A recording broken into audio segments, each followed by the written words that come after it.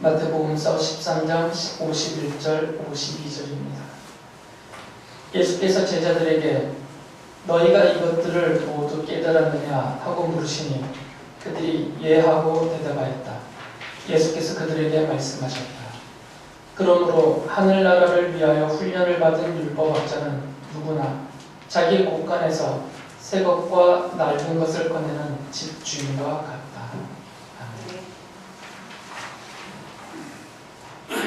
지난주에 말씀을 드렸지만 이 마태복음 13장에는 첫 번째 비유인 이 씨 뿌리는 사람의 비유를 비롯해서 총 7개의 비유가 기록되어져 있습니다. 그 중에서 겨자씨와 누룩 비유는 거의 같기 때문에 이걸 하나로 묶으면 전체 한 6개 정도 된다고 말할 수가 있습니다. 첫 번째 비유에 대해서는 지난주에 말씀을 드렸고요. 오늘은 나머지 비유들에 대한 말씀을 다 드리도록 하겠습니다. 24절부터 30절까지 두 번째 비유가 기록되어져 있는데 이 두 번째 비유는 첫 번째 비유의 연장선입니다. 씨 뿌리는 사람의 연장선인데 첫 번째 비유에서 마찬가지로 예수께서는 이 씨 뿌리는 사람이라고 당신을 스스로 비유하시죠. 인자라라는 표현을 37절에서 쓰십니다. 그리고 밭이라고 비유하신 세상에 씨 뿌리는 사람이라고 비유하신 예수께서 하나님 나라의 복음을 선포하시고 가르치셨습니다. 그리고 계속해서 비유하시기를 예수께서 뿌리신 하나님 나라의 복음을 믿고 따르는 하나님의 자녀들을 미래 비유하셨죠. 38절을 보면 그래서 이 미리 자라나는 중에 이 밭이라고 비유된 세상에서 미래 곧 하나님의 자녀들이 자라나는 그 중에 그 가운데 악한 자고 사탄의 자녀라고 비유하신 자녀들을 비유하신 가라지들이 함께 자라고 있었습니다. 예수께서는 그 가라지들을 악마라고 부르시는 사탄이 뿌렸다라고 39절에서 말씀하시죠. 이 모습을 본 그러니까 밀과 가라지가 동시에 자라고 있는 그 모습을 보고서 밭 주인의 종들이 주인에게 물었습니다. 저 가라지들을 뽑아버릴까요? 그때 밭의 주인이 그냥 내버려 두라고 하셨습니다. 추수 때까지. 중간에 가라지 뽑다가 밀이 상할까 염려가 되기 때문에 추수 때까지 내버려 두어라. 추수 때가 되면 그 가라지들은 묶어서 불태워 버릴 것이다. 그리고 밀은 곳간에 거둬들일 것이다. 추수 때까지 그냥 내버려 두라라고 말씀하셨어요. 이 비유에서 최소한 예수께서는 두 가지 사실을 우리에게 알려주셨습니다. 첫째는 추수 때라고 부르는 최후의 심판 날이 있다는 거죠. 막연히 흘러가는 세월이 아니고 무한정 그 끝이 없이 지속되는 무한대 시간이 아니라 하나님이 정하신 마지막 때가 있는데 그때는 최후의 심판의 날이고 그때가 되면 밀과 가라지가 구별이 될 것이다 라는 말씀을 하셨어요. 그리고 그 최후의 심판날을 통해서 최종적인 더 이상 가라지가 없는 밀이라고 불리워지는 하나님의 자녀들만으로 구성되는 완전하고 온전하고 영원한 하나님의 나라가 이루어질 것이다 라고 말씀을 하신 것이죠. 두 번째는 그때까지는 그 최후의 심판날, 추수때라고 말씀하신 최후의 심판날까지는 하나님의 자녀들과 악한 자의 자녀들이 이 세상에서는 함께 자라고 살아간다라는 사실을 말씀하셨어요. 이것이 하나님 나라의 현재적이고 지상적인 모습이죠. 심지어 교회 안에도 이 양상은 똑같습니다. 교회로 모여있다 해서 100% 모두가 다 밀이다. 당연히 그것을 우리는 소망하고 있지만 단정하여 말할 수는 없어요. 우리는 잘 구분을 못하기 때문입니다. 어느 정도나 될 것이냐라고 함부로 말할 수 없지만 주님의 이 비유의 말씀을 통해서 본다면 밭이라고 불려진 세상 안에 교회가 있기 때문에 교회 바깥이나 교회 안에도 교회 바깥보다는 덜하겠지만 가라지가 밀과 함께 분명히 있을 것입니다. 안 그러길 바라지만 그래서 추수날이 올 때까지 이 최후의 심판날이 올 때까지 세상 어디에든 이 밀과 가라지로 비유된 이 두 집단은 공존하게 될 것입니다. 이 비유에서 최소한 이 두 가지 사실은 분명하게 주께서 우리에게 알려주셨어요. 이 밀과 가라지 비유와 거의 같은 비유가 47절에 나와 있는데 그 바로 그물 비유입니다. 어부가 그물을 던져서 바다에 그물을 던져서 고기들을 온갖 고기들을 잡아 올립니다. 그래서 그물에 고기들이 가득 차면 그것을 끌어올려서 해변으로 끌고 나가서 좋은 고기와 나쁜 고기를 구별을 하죠. 그렇게 구분을 합니다. 그래서 나쁜 고기는 다 내버리고 좋은 고기들만 그릇에 담아갑니다. 예수님께서는 이 비유의 끝에서 분명하게 말씀하세요. 세상 끝날에도 이런 일이 있을 것이다. 세상 끝날에도 악한 자들은 다 불구덩이에 던져져서 불타게 될 것이고 하나님의 자녀라고 불리워지는 의인들 곧 밀이라고 비유하셨던 그 하나님의 자녀들은 하나님 나라의 영광을 차지하게 될 것이다 라고 분명하게 말씀을 하세요. 마치 추수 때에 밀은 곳간에 거두어들이고 가라지는 불태워 버리듯이 이 그물을 건져 올려서 좋은 고기와 나쁜 고기를 구별할 때가 분명히 온다는 것이죠. 그런 의미에서 이 두 비유는 거의 같은 내용을 다루고 있습니다. 최후의 심판날이 있을 것이고 그 최후의 심판날에는 밀과 가라지를 구별하셨듯 좋은 고기와 나쁜 고기를 구별하시고 그리고 바로 그날에 최종적인 하나님의 나라가 이루어질 것이다 라는 말씀을 하세요. 그리고 31절부터 33절까지 이제 겨자씨와 누룩에 대한 비유입니다. 이 둘은 한 짝을 이루어서 거의 같은 내용이기 때문에 하나로 보셔도 됩니다. 여기서 말씀하신 겨자씨와 누룩은 앞서서 말씀하셨던 비유 중에 뿌려진 씨와 같은 것이죠. 씨 뿌리는 사람이라고 스스로를 비유하셨던 인자 곧 예수께서 하나님 나라의 복음을 이 땅에 오셔서 뿌리셨는데 바로 선포하시고 가르치셨는데 그것을 겨자씨와 누룩과 같은 것을 연장선에서 말씀을 하신 것입니다. 왜 예수님께서는 당신께서 선포하시고 가르치신 이 하나님 나라의 복음을 씨, 겨자씨, 누룩 이렇게 비유를 하셨냐면 이 하나님 나라의 복음이라는 것이 처음 뿌려질 때는 아주 미비해 보입니다. 눈에 잘 띄지도 않아요. 그런 의미에서 이 겨자씨만큼이나 작고 누룩만큼이나 눈에 보이지 않기 때문에 하나님 나라의 복음을 이렇게 비유를 하신 것이에요. 하지만 이게 정해진 때가 되면 그 눈에 보이지도 않던 아주 작은 겨자씨가 큰 나무를 이루게 될 것이고 눈에는 보이지 않았지만 뿌려놓은 누룩이 그릇 안에 담겨있는 반죽을 온통 부풀어 오르게 합니다. 그건 정해진 때가 있어요. 뿌리자마자 넣어놓자마자 바로 되는 게 아니라 일정 기간이 지나면 그 딱 정해진 때가 되면 그 모습들이 드러나게 될 것이라는 거죠. 이처럼 처음에는 눈에 띄지 않지만 하나님 나라의 복음은 분명히 이 밭이라고 비유되어 있는 이 세상에 분명히 실제합니다. 이미 뿌려져 있기 때문에 이미 담아놨기 때문입니다. 눈에는 잘 안 보이지만 겨자씨처럼 누룩처럼 눈에는 잘 보이지 않지만 분명히 실제한다라는 사실을 말씀하신 것이고요.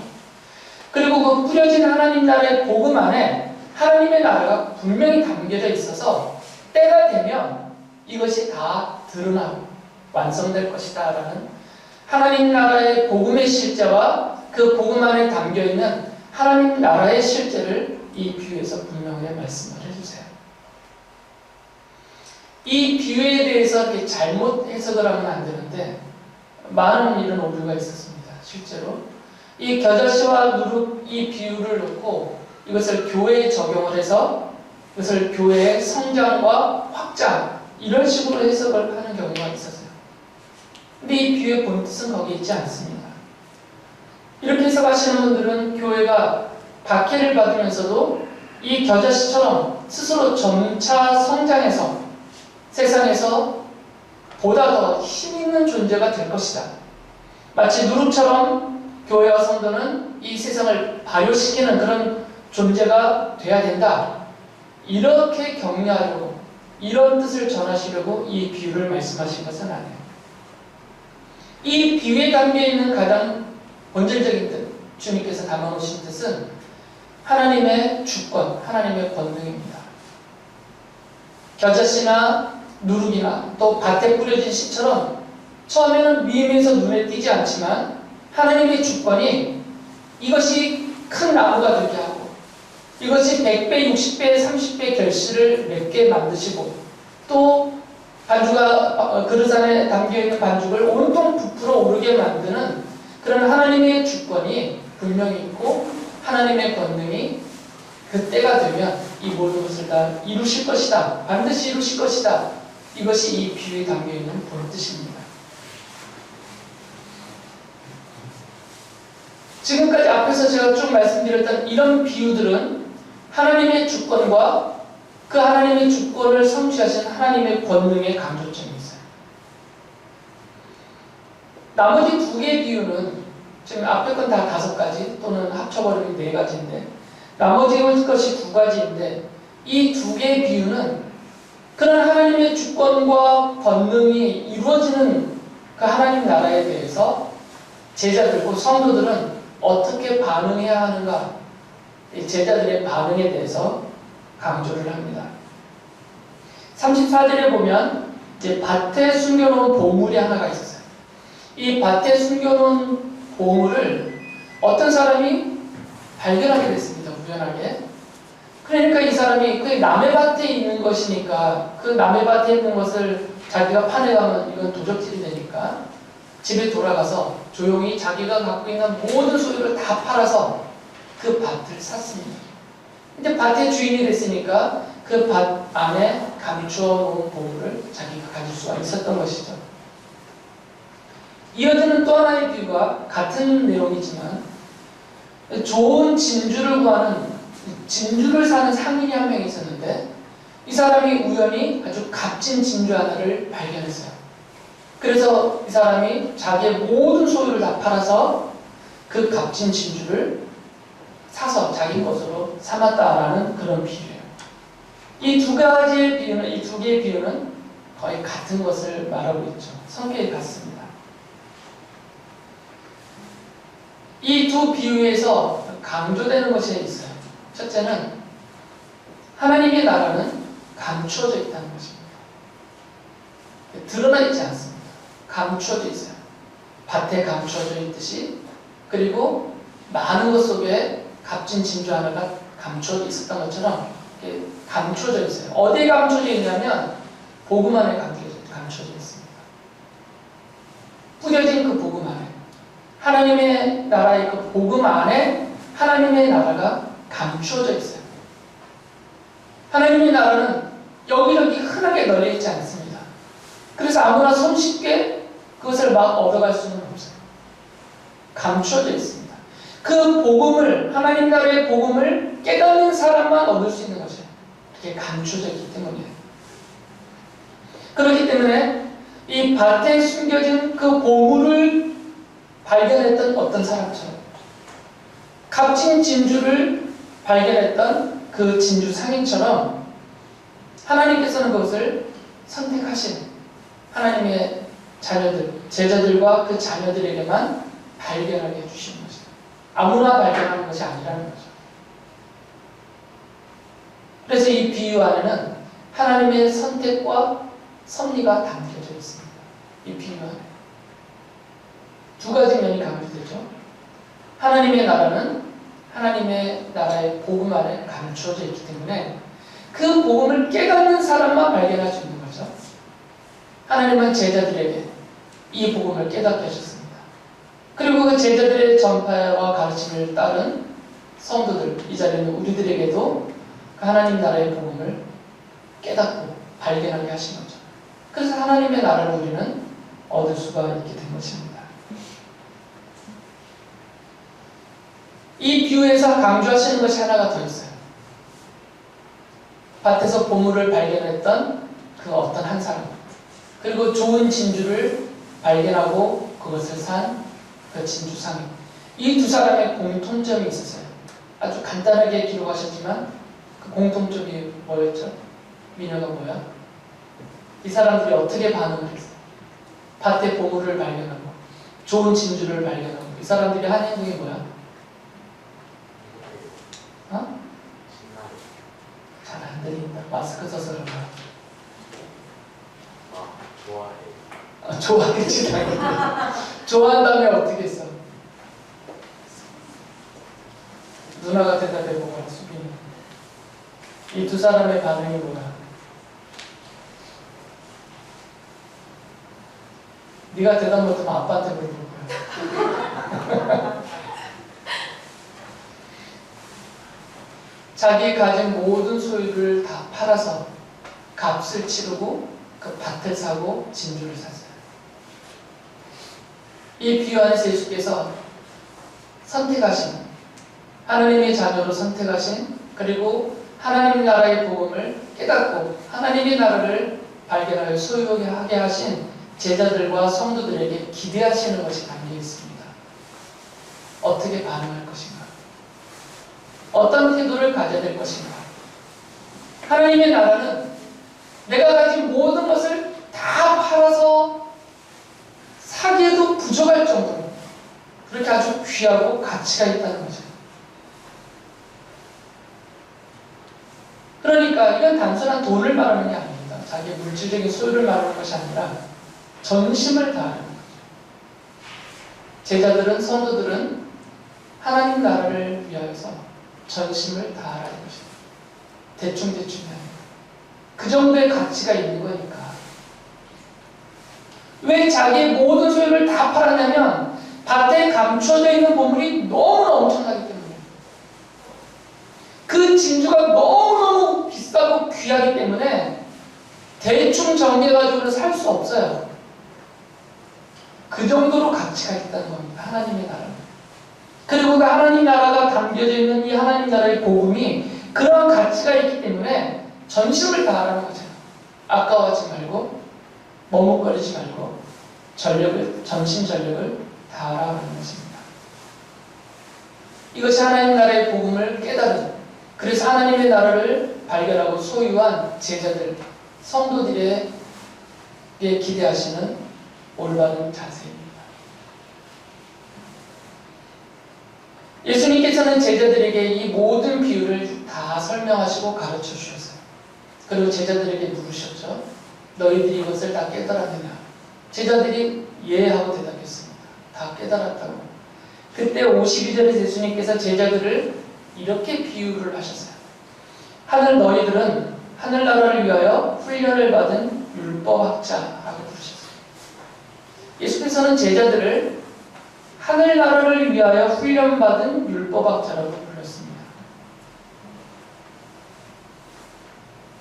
당시에 있었던 율법학자들과 구분을 하신 겁니다.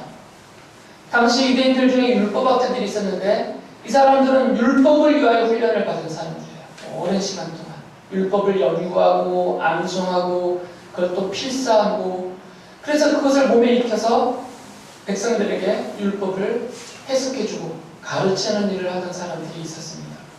율법을 위하여 훈련받은 율법학자들이 있었어요, 실제로. 그런데 제자들은 그들과 다르다는 거죠.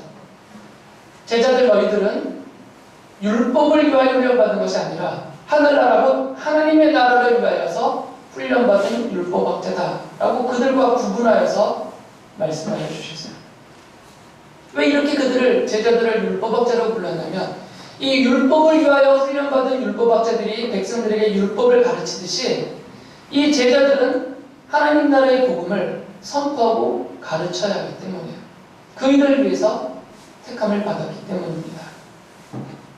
그렇기 때문에 이 제자들은 예수께서 이런 비유를 사용하셨는데 이 제자들을 가르치시면서 너희들은 자기 집안에서, 자기 집에서 새 것과 낡은 것을, 자기 국간에서 새 것과 낡은 것을 꺼내는 집주인과 같다라고 말씀하셨어요. 그러니까 새 것과 낡은 것을 이렇게 모아만 두는, 그래서 자기 배만 부르게 하는 그런 집주인이 아니라 자기 곳간에서 새 것도 꺼내고 낡은 것도 꺼내서 사람들에게 이렇게 나누어주고 베풀어주는 그런 집주인과 같다라고 말씀하셨어요. 예수께서는 구약 성경을 낡은 것이라고 비유하셨고 하나님 나라의 복음을, 예수 그리스도의 복음을 새 것이라고 비유하신 거죠. 그래서 제자들은 지금 율법학자들처럼 사람들에게 가르쳐야 돼요. 가르칠 때 자기 곳간에서 새 것과 낡은 것을 꺼내는 집주인처럼 이 제자들은 낡은 것도 꺼내어 가르쳐야 됩니다. 바로 구약이죠. 새 것도 꺼내어 가르쳐야 됩니다. 바로 우리가 신약이라고 말하는 예수 그리스도의 복음, 하나님 나라의 복음입니다. 왜 그러냐면 예수께서는 당신께서 오셔서 이루신 모든 것을, 복음이라 말씀하신 그 모든 것을 이것만이다 라고 강조하지 않으셨고요. 이 구약의 모든 것과 예수께서 말씀하신 하나님 나라의 복음, 이 신약의 모든 것을 단절하지 않으셨어요. 마태복음서 5장 17절 18절 보면 이렇게 기록되어 있습니다. 내가 율법이나 예언자들의 말을 폐하러 온 줄로 생각하지 말라. 폐하러 온 것이 아니라 완성하러 왔다. 내가 진정으로 너희에게 말한다. 천지가 없어지기 전에는 율법은 1.1획도 없어지지 않고 다 이루어질 것이다. 그렇기 때문에 예수님의 이 제자된 그리고 성도된 우리들은 구약의 모든 언약들이, 구약의 예언자들이 말하고 있는, 기록하고 예언한 모든 것들이, 그 모든 언약들, 모든 예언들을 예수께서 다 성취하셨다. 이렇게 성취하셨다. 그리고 하나님의 나라를 이렇게 이루셨다라는 것을 전하고 가르쳐야 됩니다. 그래서 제자들을 하나님 나라를 위하여 훈련받은 율법학자다라고 부르셨던 것이에요. 이건 우리도 마찬가지입니다. 우리를 구원하려고만 하셨다면, 그래서 하나님 나라를 들어가서 그곳에서 영생을, 영원한 안식과 평화를 경험할 수 없었던 놀라운 하나님이 주신 은혜와 복을 누리며 살게 하시려는 것만 하나님의 뜻이었다면 예수님 믿는 순간에 어느 정도 때가 되면 우리를 다 천국 데려가셔야 돼요. 그러나 우리를 이 땅에 남겨두시는 이유를 제자들을 세상에 남겨두셨던 것과 똑같은 그 이유를 우리에게 두고 계십니다.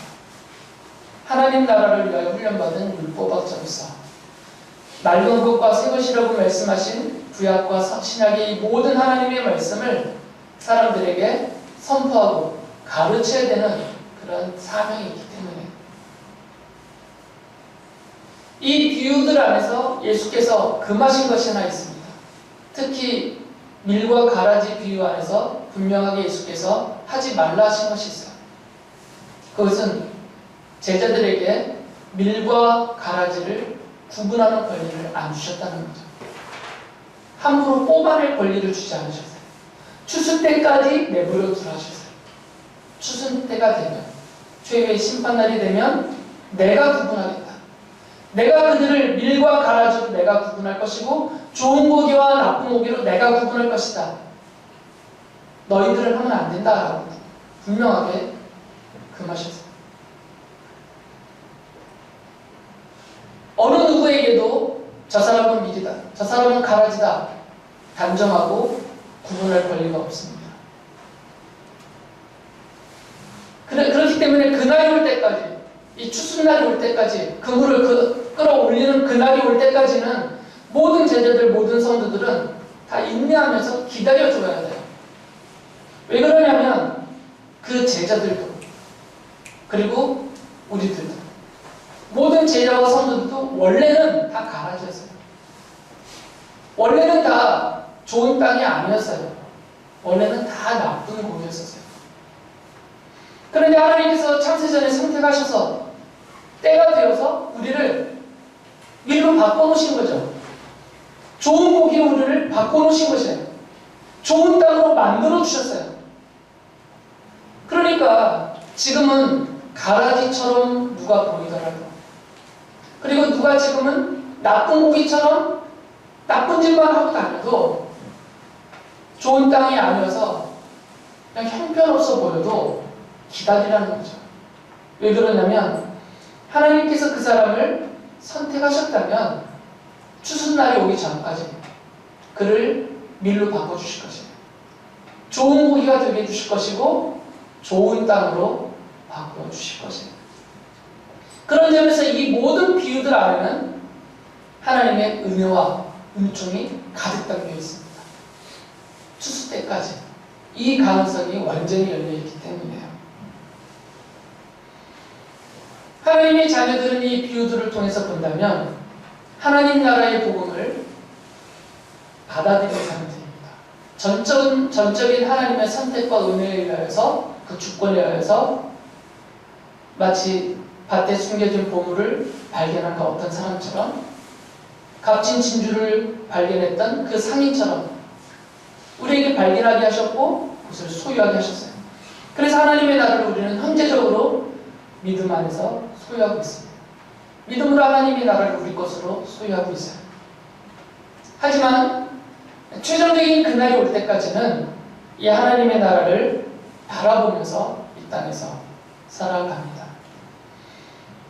이런 우리들에게 이 비유를 통해서 가장 중요한 것만 따진다면 세 가지 면이 확실하게 드러나고 우리에게 가르쳐줬습니다. 첫째는 예수님께서는 이 비유들을 통해서 제자와 성도들이 우리 하나님의 자녀들이 하나님 나라에 대한 확신을 갖기를 원하세요. 이 비유들을 보면 하나님의 나라는 분명히 실제하고 때가 되면 그 하나님의 나라는 완전한 형태로 이루어지게 될 것이다라는 이런 하나님의 나라에 대한 확신을 갖기를 원합니다. 당장은 겨자씨처럼 거의 보이지 않지만 당장은 누루처럼 아주 미미해서 그 흔적조차 찾기 어렵지만 그러나 하나님의 나라는 뿌려진 씨 속에 뿌려진 누룩 안에 실제하고 있기 때문에 때가 되면 완전한 형태로 드러날 것이다. 이런 하나님 나라에 대한 분명한 확신을 갖기를 원했습니다.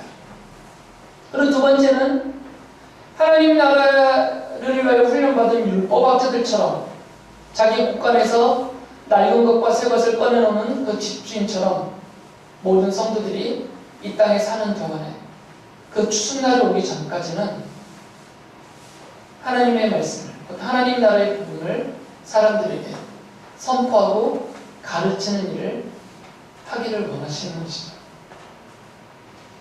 그리고 세 번째로는 그 밭을 사기 위해서, 진주를 사기 위해서 자기의 모든 소유를 다 팔았던, 그것을 전혀 아까워하지 않았던 그분들처럼 하나님 나라를 위해서 전심전력하기를, 최선을 다하기를 원하십니다. 이런 믿음과 이런 소망과 이런 사명을 감당하는 그 제자들에게, 그 성도들에게, 바로 이 자리에 있는 우리들에게 예수님께서는 장차 받게 될 그 영광을 분명하게 약속해 주셨습니다. 마태복음서 13장 43절에 이렇게 말씀하셨어요. 그때 의인들은 그들의 아버지의 나라에서 해와 같이 빛날 것이다. 귀 있는 사람은 들으라. 주님께서는 우리들을 하나님 나라에서 영원하게 그리고 완전하고 온전하게 해처럼 빛나는 존재로 그 나라의 주인이 되어서 살게 해주실 것입니다.